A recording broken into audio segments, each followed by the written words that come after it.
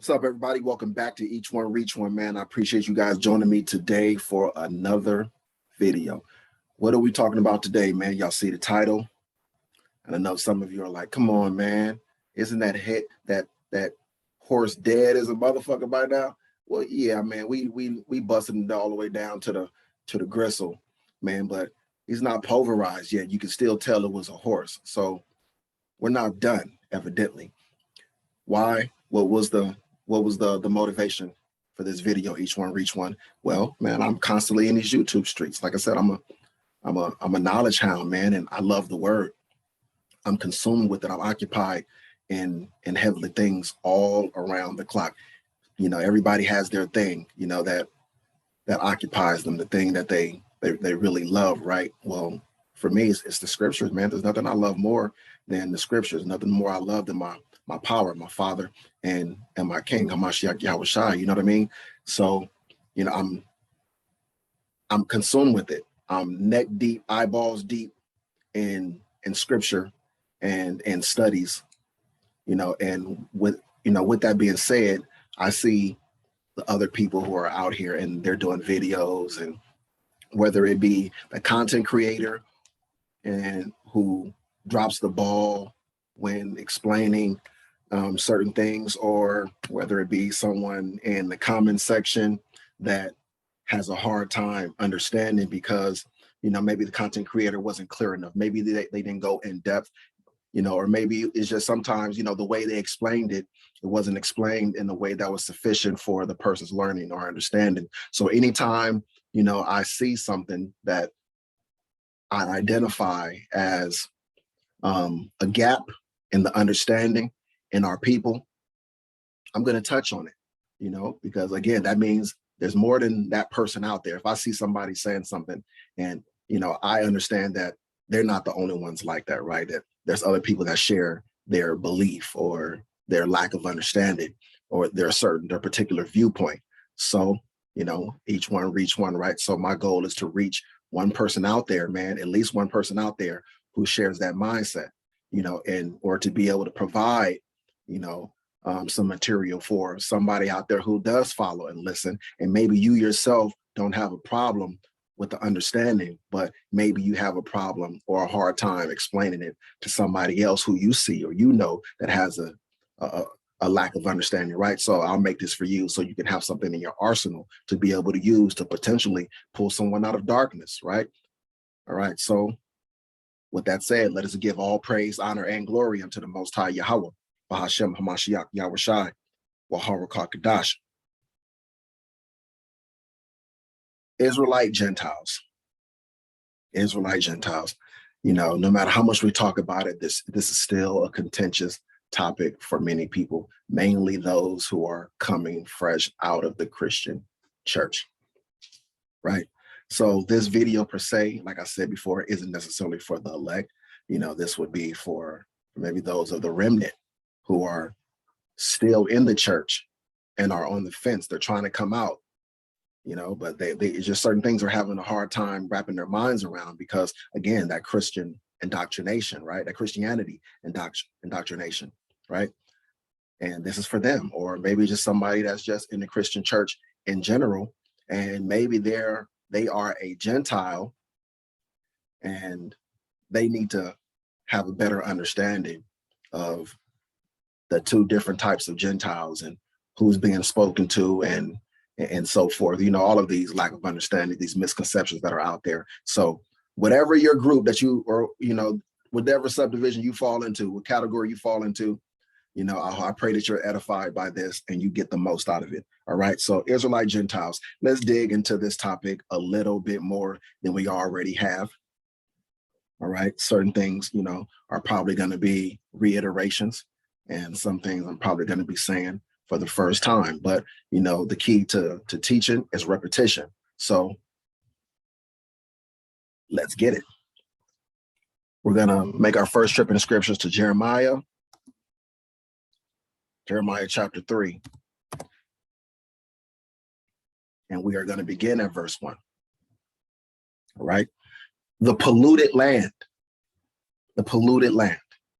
You know, there are many in the Israelite awakened community that have a hard time understanding, this as well. I don't want to leave them out of my explanation in the different divisions, right? Because even many among the Israelite community, and we call them Old Testament only Israelites, right? They don't quite understand, the whole concept of what happened with the Northern Kingdom Israelites. They don't understand the relationship with the Most High, what happened with that relationship, what he did with those people, and how YAHAWASHI's coming was all about the gathering of all the people, gathering those that were scattered, right? Gathering those that were cast off, right? So they don't understand the plan of salvation because they don't understand the Old Testament. They love the Old Testament. We call them Old Testament only Israelites because they only believe in the Old Testament, but they don't even understand what's going on in the Old Testament. Anyway, I've given all of that, all of those disclaimers and all of those prefaces and everything for all of those groups. That's enough now. All right. Sorry, y'all, for rambling on, but I just wanted to make sure that was clear, man, because I never want to leave anybody out, of my target. When I'm targeting you, I like to let you know that I'm targeting you with this so that you can key in and understand that there's going to be something in here, and for you in particular to get from this. All right. So the polluted land, they say, they who? Those in the law, those who understand the law, right? Because it says in the law. They say, if a man put away his wife and she go from him and become another man's, shall he return unto her again? Shall not that land be greatly polluted? But thou, Israel, has played the harlot with many lovers, yet return again to me, saith Yahweh. All right. So again, the law lovers, the law pushers, those Old Testament only Israelites, man, they claim, they love the law, right? So if you love the law, you got to understand the law. And under the law, a man couldn't put away his wife, and then she goes from him and become another man's, and she be allowed to return unto him. That's not allowed. That's not allowed. That is abomination unto the Most High. You cannot take her back. That's why it says, shall not that land be greatly polluted? Now, in this sense, he's speaking to Israel, right? To the Northern Kingdom in particular, right? But all of Israel. But for the Northern Kingdom, in particular, they're compared to greatly polluted land because a woman is considered land. Man being the husbandman, we plant the seeds and we tend to the land, right? And the Most High being the husband of Israel, he's the tender of the land, right? And the people, because Israel is likened to a comely virgin, comely woman, right? So and his wife, right? So we understand that his people, his wife, was greatly polluted, and he couldn't accept his woman, Israel, returning to him again because she had gone and played the harlot with many lovers, meaning she had gone after other nations and the gods of those nations. All right. That's what we call idolatry, which is spiritual adultery. Okay. Spiritual fornication. All right. Okay. So let's continue on. Verse 2. Lift up thine eyes unto the high places and see where thou hast not been lying with. Right. He's comparing his people to a whore, to a harlot, right? Whoring around all over the place, going after many different lovers, many different nations and false gods and idols and so forth, right? In the ways hast thou sat for them as the Arabian in the wilderness, and thou hast polluted the land with thy whoredoms and with thy wickedness. Therefore the showers have been withholden, and there hath been no latter rain, and thou hadst a whore's forehead. Thou refusest to be ashamed. You ever notice how whores are proud of their whoredom? They're proud whores. Look around, fam. You see them all over the place. Same thing. His people were proud whores. They refused to be ashamed of their whoredoms, right? Wilt thou not from this time cry unto me, my father, thou art the God of my youth? Will he reserve his anger forever? Will he keep it to the end? Behold, thou hast spoken, and done evil things as thou couldest. YAHAWAH said unto me in the days of Josiah the king, hast thou seen that which backsliding Israel hath done? She has gone up upon every high mountain and under every green tree, and there hath played the harlot. Every high mountain, meaning those nations that were rich and, well off and well-to-do, right? And under every green tree is prosperous, it's fruitful, right? Again, another reference to other nations that were prospering in their way. They were fruitful, right? And I said, after she had done all these things, turn thou unto me. But she returned not. And this is talking about northern kingdom of Israel. And her treacherous sister Judah saw it, the kingdom of Judah, the southern kingdom, all right? So the southern kingdom of Judah, the sister to the northern kingdom of Israel, AKA Ephraim, right? Okay, so we get this, keep it in context. The Most High, he's speaking about the northern kingdom of Israel and the southern kingdom of Israel. Following along? Let's keep it moving. Verse 8, and I saw when for all the causes whereby backsliding Israel committed adultery, the northern kingdom of Israel, I had put her away. Because remember, Israel was his wife, put her away because of all of her backsliding and her adultery that she committed. He put her away, like we read in verse 1, right? And given her a bill of divorce. So he divorces the northern kingdom of Israel. Yet her treacherous sister Judah feared not, but went and played the harlot also, right? And it came to pass through the likeness of her whoredom that she defiled the land and committed adultery with stones and with stocks. She started worshiping gods, stone and wood. And yet for all this, her treacherous sister Judah hath not turned unto me with her whole heart, but feignedly, saith Yahweh. All right, so you just saw, because of the backsliding of the northern kingdom of Israel, the Most High put her away and gave her a bill of divorce, right? What did it say in the law? They say if a man put away his wife and she go from him and become another man, shall he return unto her again? The answer to that is no. Why? Because that land is greatly polluted. All right. So under the law that he gave that was given to the people, the Most High is beholden to the same laws, right? So he couldn't accept the northern kingdom of Israel back. They're cast off, they're thrown away, right? Thrown away, okay? And because they're thrown away, they can no longer be called Israel. The best way to put this is like the name Israel being like the Most High's last name, like if he had one, right?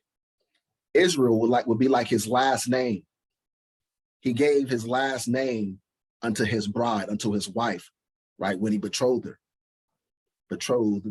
her, right? When he made the covenant with them, right? So they can no longer be considered Israel. Part of their punishment was to be scattered and sent among the other nations because of it. Because, when you get rid of your woman, you don't leave your cheating woman and who you divorced. You don't let her stay in your house, right? Y'all don't stay together still, right? You get rid of her, right? That's what he did. He cast her off. He cast off the northern kingdom of Israel, sent her off, sent her to go ahead and follow after all those other nations, to follow after their gods that she loves so much. He basically said, oh, so you love dude? Go ahead, yeah, you go on and be with him, man. Get out, go ahead and be with him then. Go ahead and be with him. That's what he did to the northern kingdom of Israel. And he said to the southern kingdom, he didn't get rid of the southern kingdom. He didn't get rid of Judah, but he told Judah, you'll have nothing to do with Israel because I've gotten rid of her. I've cast her off. Now you, who I've not gotten rid of, you will have nothing to do with her. You're not gonna have any relationship with the woman that I cast off. Have nothing to do with her. And that's the reason why in the New Testament, you see that the Jews, aka the Judites, right, had a problem with the Northern Kingdom Israelites, aka the Gentiles. That's why they had a problem with the Gentiles receiving the gospel, because they had an issue, a long-standing issue with the Northern Kingdom Israelites that came from the Most High, causing a wedge to come between them, a divide to come between them, right? That's the scene. That's the reason for the scene in the New Testament. But let us continue. Verse 6, Yahweh said also unto me in the days of Josiah the king, hast thou seen that which backsliding Israel hath done? She has gone up upon every high mountain and under every green tree, and there hath played the harlot. And I said, after she had done all these things, turn thou unto me. But she returned not, and her treacherous sister Judah saw it. And I saw, when for all the causes whereby backsliding Israel committed adultery, I had put her away and given her a bill of divorce. Yet her treacherous sister Judah feared not, and went and played the harlot also.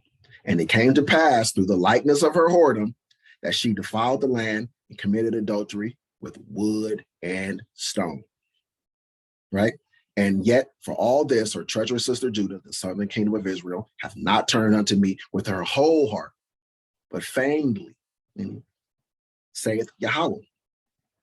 All right. So that was a recap, just so we can flow smoothly into the next part, because I went on, talking for a bit. And Yahawah said unto me, the backsliding Israel hath justified herself more than treacherous Judah, meaning Israel, Northern Kingdom of Israel, was making all sorts of excuses as to why they had gone into extreme whoredom, why they were backsliding. They were trying to justify their treachery, justify, committing adultery against the Most High. They didn't take ownership of it. They try to blame him and say it was his fault and come up with all different kinds of excuses and reasons why they did it. They were not repentant, not remorseful at all. Verse 12, go and proclaim these words towards the north, the northern kingdom of Israel, and say, return, thy backsliding Israel, saith Yahawah, and I will not cause mine anger to fall upon you, for I am merciful, saith Yahawah, and I will not keep anger forever. Only acknowledge thine iniquities, that's what they wouldn't do, that thou hast transgressed against Yahawah thy power, and hast scattered thy ways to the strangers under every green tree. And ye have not obeyed my voice, saith Yahawah. Turn, O backsliding children, saith Yahawah, for I am married unto you, and I will take you one of a city and two of a family, and I will bring you to Zion. And I will give you pastors according to mine heart, which shall feed you with knowledge and understanding. And it shall come to pass, when ye be multiplied and increased in the land in those days, saith Yahawah, they shall say no more the ark of the covenant of Yahawah. Neither shall they come to mind, neither shall they remember it, neither shall they visit it, neither shall that be done anymore. Right? So he's letting you know that there's going to come a time when he's going to send pastors to his people, shepherds, to feed the people with knowledge, understanding, right?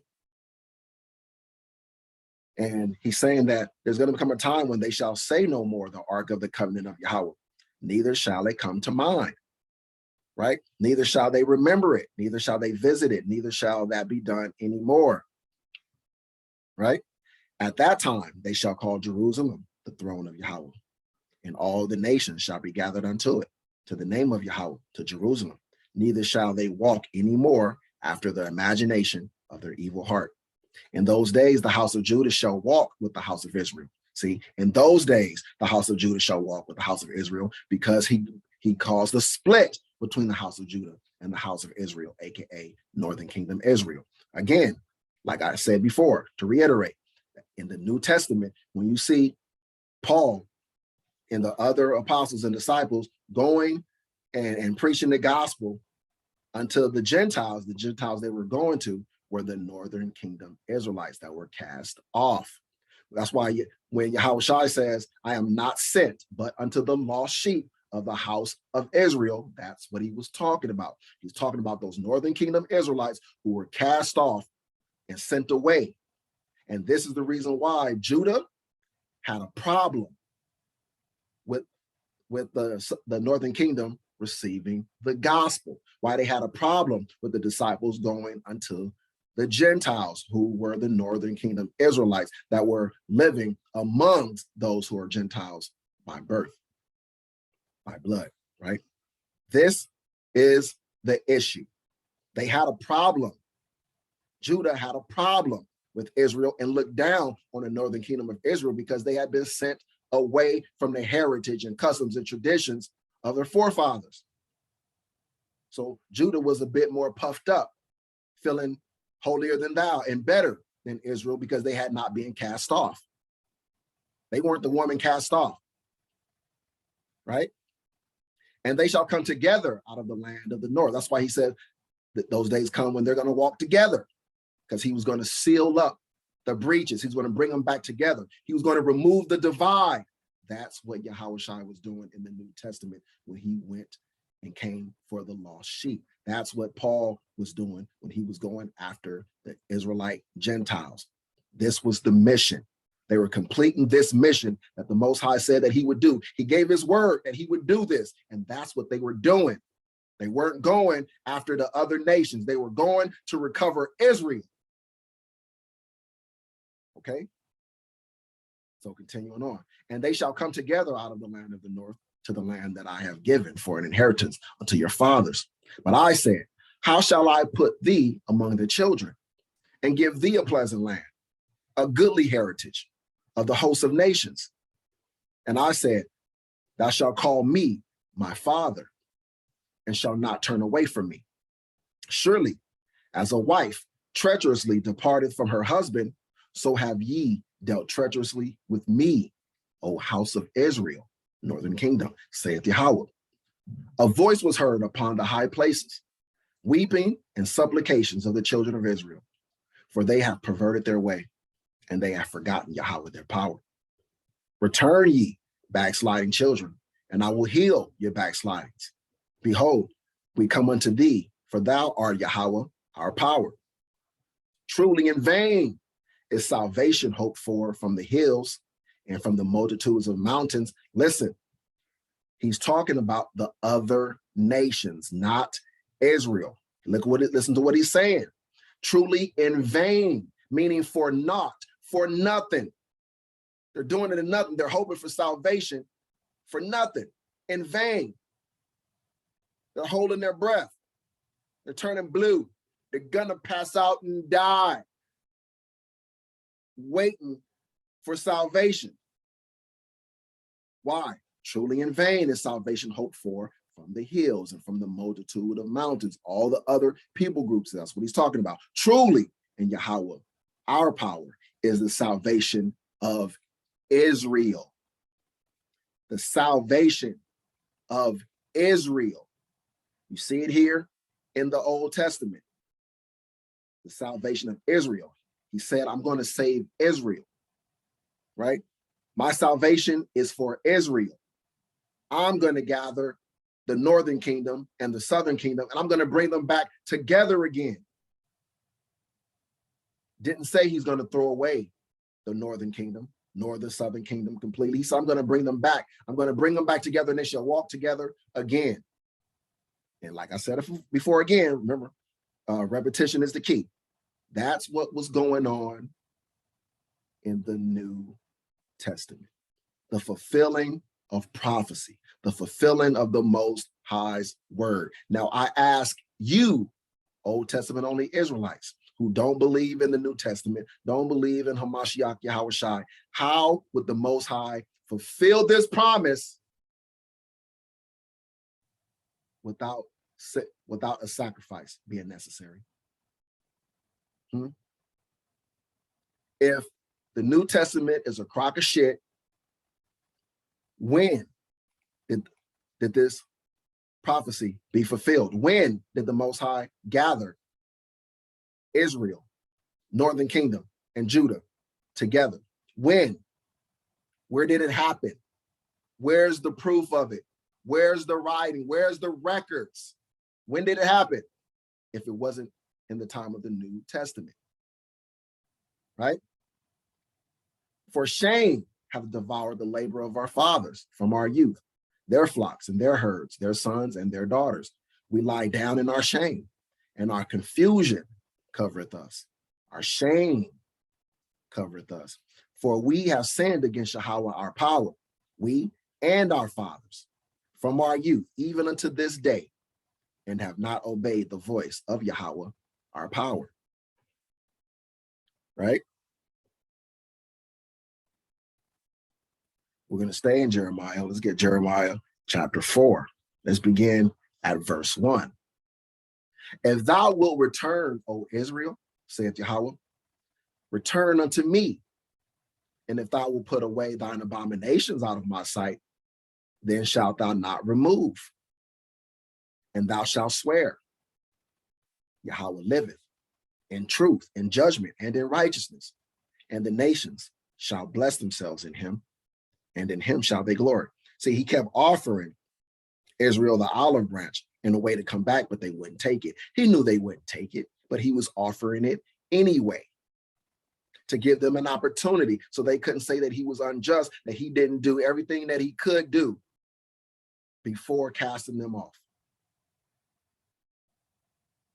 He always knew that they would refuse it. They would be stubborn and stiff-necked, and that he would have to send his son as the kinsman redeemer in order to redeem his people. Again, for all you Old Testament only Israelites, how come you don't know what the fuck a kinsman redeemer is in the law? How come you don't understand that? See, the book doesn't make sense to you because you don't really even understand the scriptures. You don't understand the Old Testament. The Old Testament is the foundation. So of course you are confounded by the New Testament. You're confounded by the Old Testament. Right? Well, let's continue. And thou shalt swear, YAHAWAH liveth in truth, in judgment, and in righteousness, and the nations shall bless themselves in him, and in him shall they glory. For thus saith YAHAWAH to the men of Judah and Jerusalem, break up your fallow ground, and sow not among thorns. Circumcise yourselves to YAHAWAH, and take away the foreskins of your heart, ye men of Judah and inhabitants of Jerusalem, lest my fury come forth like fire and burn, that none can quench it because of the evil of your doings. See, right here in verse 3, when it says, break up your fallow ground and sow not among thorns, he's telling them to leave Israel be. Don't sow among them. Have nothing to do with them. They are the thorns. Verse 5, declare ye in Judah and publish in Jerusalem, and say, blow ye the trumpet in the land. Cry, gather together and say, assemble yourselves and let us go into the defense cities. Set up the standard toward Zion. Retire, stay not, for I will bring evil from the north and a great destruction. The lion has come up from his thicket, and the destroyer of the Gentiles is on his way. He's talking about the destroyer of the northern kingdom. He's about to turn them into Gentiles. They're no longer going to be considered Israelites. He's taking his name, he's taking his heritage, his custom, his laws, everything from them. He's turning his face from them, casting them out after the divorce. And now they're becoming Gentiles, because Gentiles refer to any people group, anybody that do not worship him. That's one definition, right? So they're about to go and become part of that people group, part of the people who do not follow YAHAWAH, right? So he's pronouncing judgment against the northern kingdom.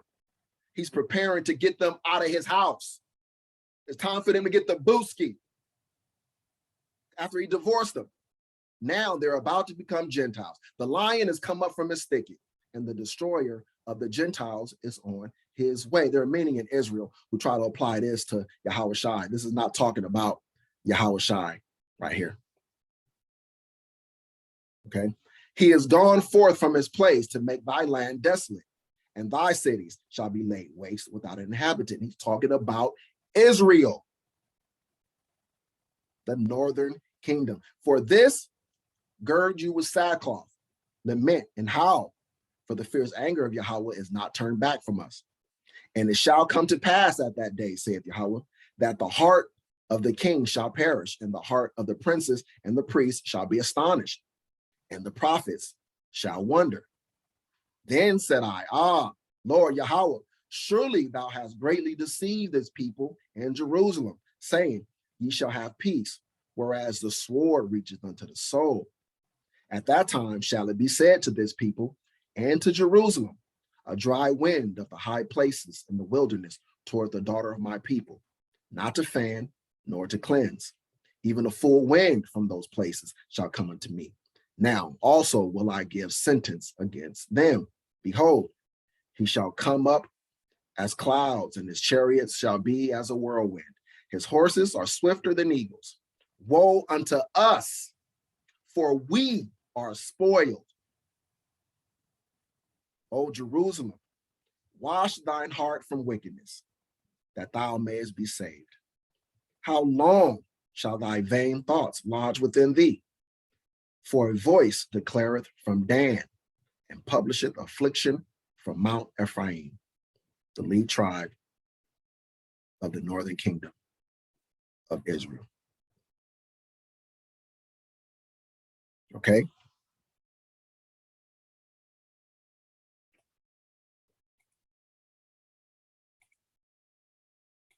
Jeremiah chapter 7,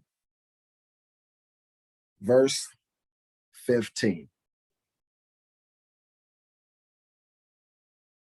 And I will cast you out of my sight, as I have cast out all your brethren, even the whole seed of Ephraim. Again, Ephraim, the head tribe of the northern kingdom of Israel. Most High is letting you know he is cast out. Now, see, he sent the enemies against them, scattered them, cast them out of his house. That's what he's saying. I have cast out of where? Out of his house. Right? Out from in the midst of the congregation of his people. They've been cast out now. They can't be called Israel anymore.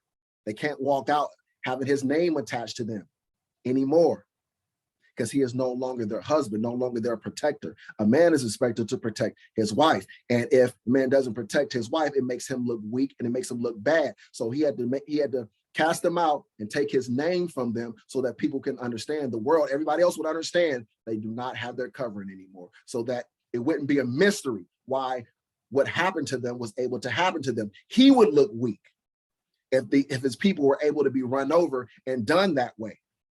Think about it. How does a man look if another man is able to just come in and just have his way with that man's wife? That man looks weak if he does nothing. Taking the name from them and making them Gentiles was a way of him broadcasting to everybody else, those are not my people anymore. They do not have my covering. I'm not their protection. Have your way. I'm not covering them. So that he couldn't be looked at as having no strength and no power. So his name couldn't be polluted with their whoredoms. You ain't gonna be out there whoring around with my name. Not in my name, you ain't. Not gonna happen. Sent them away, cast them off. They became Gentiles. Right? So I'm gonna wrap this one up right here. And there will be a second part to this. So far, it should be clear we're laying the groundwork on the setting of the New Testament, right? But we're not done. So again, I pray that you guys were edified. You've been edified thus far. Stay with me, all right? Look for the next one coming tomorrow. All right, watch out for it. Let us give all praise, honor, and glory unto the Most High Yahawah, Bahashem Hamashiach YAHAWASHI, Waharakah Kadash, I'll see you guys on the next one. Everybody stay tuned, all right? Shalom.